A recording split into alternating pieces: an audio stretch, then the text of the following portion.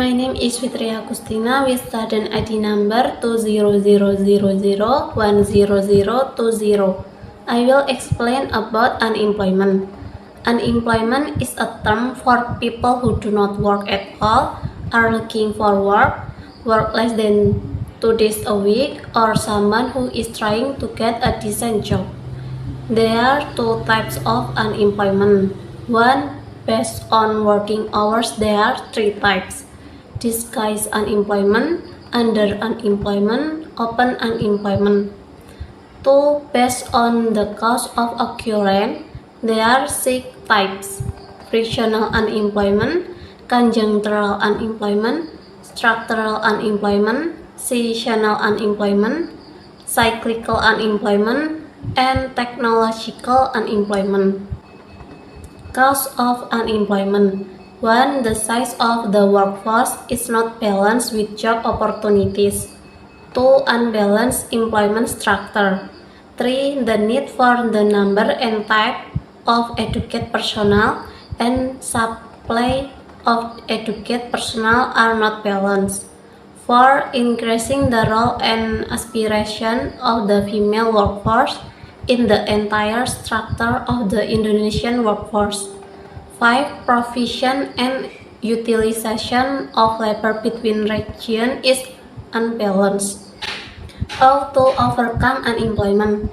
A. Structural unemployment with increased mobility of capital and labor. B. Frictional unemployment with expanding employment opportunities by establishing new industries, especially those that are labor intensive, and deregulation and debureaucratization in various industrial fields to stimulate new investment. C. Seasonal unemployment with providing fast information if there are job vacancies in other sectors and undertake training in other skill areas to make use of time while waiting for a particular season. D. Cyclical unemployment with directing public demand for goods and service and increasing people purchasing power. Okay, thank you for your attention. Hello everyone, my name is Aisyah Sinatonitosi with student ID number 20000100023. Here I will presentation about the Phillips curve. This idea was first coined in 1958 by Phillips in his article entitled The Relationship Between Unemployment and the Rate of Change of Money Wage in the United Kingdom 1861 until 1957. In this article, the Phillips show a negative relationship between unemployment rate and the inflation rate. The Phillips curve is a curve that depicts the combination of inflation and unemployment in the short run. An increase in the quantity of the goods and service demand in the short run will increase the output product and the price of goods. Further, output means less unemployment, and the higher the price of the good, the higher the inflation rate. So, a shift in the aggregate demand curve will push inflation upward and will lower the unemployment rate. The shift of the demand curve to the right is due to government policy. Policies taken by the government change the position of the economy along the Phillips curve. For example, by increasing the money supply, increasing government spending, or decreasing tax, are policies that can increase the aggregate demand curve. The expected rate of inflation is the most important factor in understanding the difference between the long run and short run Phillips curve. So, when the government increase the money supply, aggregate demand will increase and shift to the right. Output will increase or unemployment decrease and price rise, inflation rise. That's all about the Phillips curve. Thank you. Hello, my name is Rosita Satisafitri. I will explain about socialism. Socialism is a political and economic ideology that advocates for the collective ownership and control of the means of production and distribution of goods and services. The goal of socialism is to create more equal and just society by eliminating exploitation and increasing the well-being of all people. In a socialist system, the means of production and distribution are owned and controlled by the community as a whole rather than by private individuals. The government may also play a significant role in directing economic activity through the creation of a planned economy.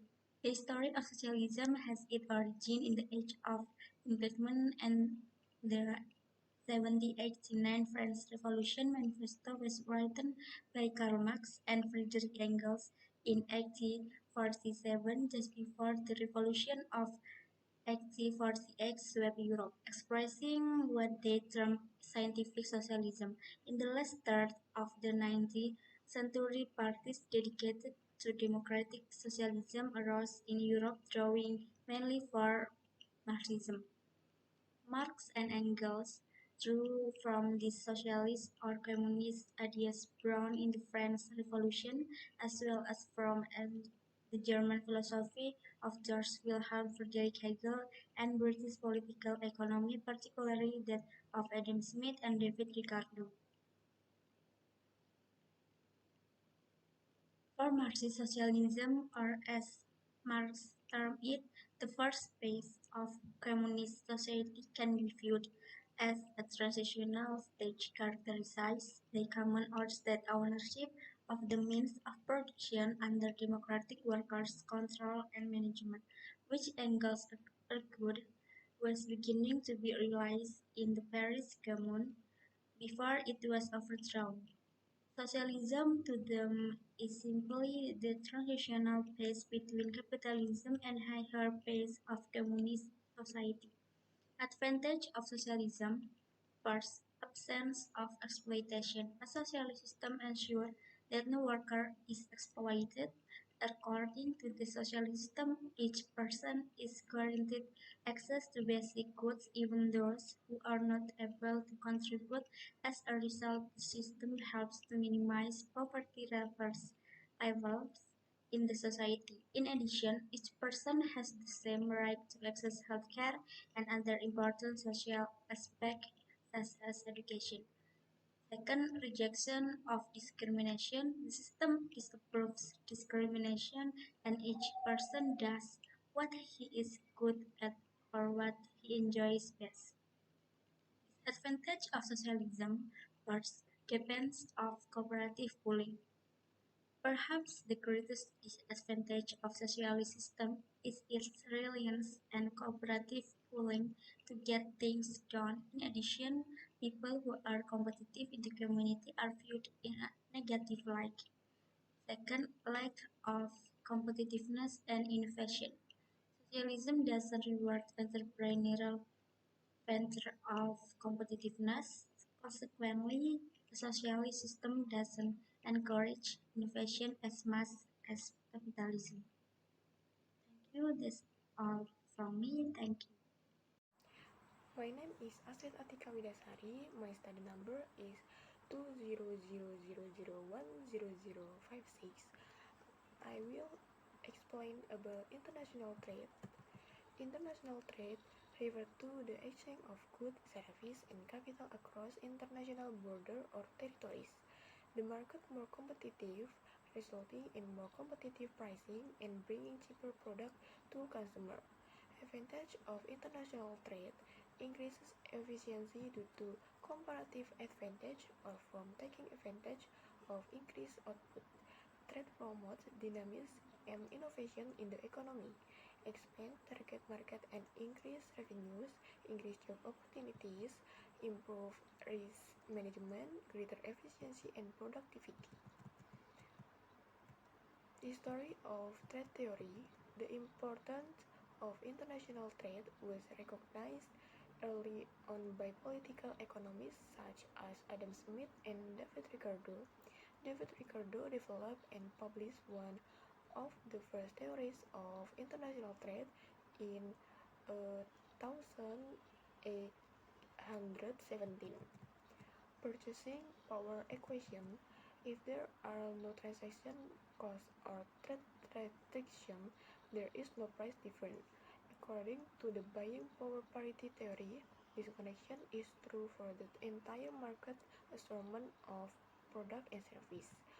It is possible that buying power parity will only hold in the long run, which show that other considerations such as the cost of translation and other language service are preventing in the integration of global market. Capital flow and trade balance. Capital flow and trade surplus are determined by one another.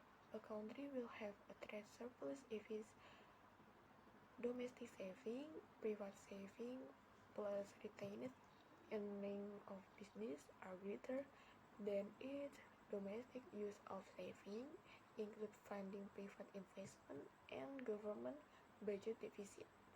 Thank you for your attention.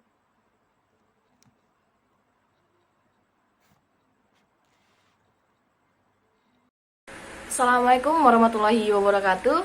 Hi everyone, my name is Nuki Kusumatuti. My student number 23320990588. I'm study exam from Tanjipura University. I will be presenting definition of corporate. Etymology: the word corporate in Dutch is corporatie, English corporate, and Latin corporate, which come from Indonesia word corpus or body, which means the give the body or makes body. Thus, corporate means the result the work makes body into person. This means that body obtained from human action opposed to human body that occurs according to another. The characteristic of corporate. Point 1. Business orientation. Business orientation. The first character the recognize big corporate is the business orientation. Is carry a business activity. Corporate have the orientation to seek profit. Therefore, corporate will make very effort with maximizing the profit they can get. Point 2. Company capital. Capital ownership is corporate. You can know it's from the batch share. It's proof of ownership the net record with bond or stock certificate. Point 3. Responsibility of shareholder. Share ownership is neither from a capital ownership a corporate. Even so, shareholders do not overall responsibility from company performance. They only responsibility relate to capital disputed in the company. Furthermore, the company operations are under responsibility of the board direction. Even so, as practice, the leader of corporate company usually does the share ownership. The shareholder benefit. Shareholder cannot directly influence the operation can company, even so have a right to obtain profit from company. Business corporate in the form dividend. The amount dividend obtained depend on the agreed the percentage. Point 5. Power in the company. Finally, you can recognize the character of corporate in ownership. The higher power in the board direction does have power of business operate. However, the high power in corporate company is not the hand of director but the stakeholder talk in general meeting of shareholder or GMS. Form of corporation. Any three. Point 1. Limited liability corporated. Point 2. State owner corporate. Number 3. PT TBK corporation or open limit company. Any three types of corporates. Point 1. Agreement corporate company. Point 2. Extractive corporate companies. Point 3. Industrial corporate companies. Is any 5. Point 4. Trade corporate company. 5. Service corporate company. Owner status. Any 3. Corporate, state owner corporation, private corporate company. Finally, is summary. A corporate is a mechanism of rule that exists to protect a company, both private and government, by considering as a corporate can be referred to as protect body or site based on the meaning of a body, but this corporate is permitted because the ownership company was corporate standard independently. Okay, that's finally my material of corporate. See you next time. Bye.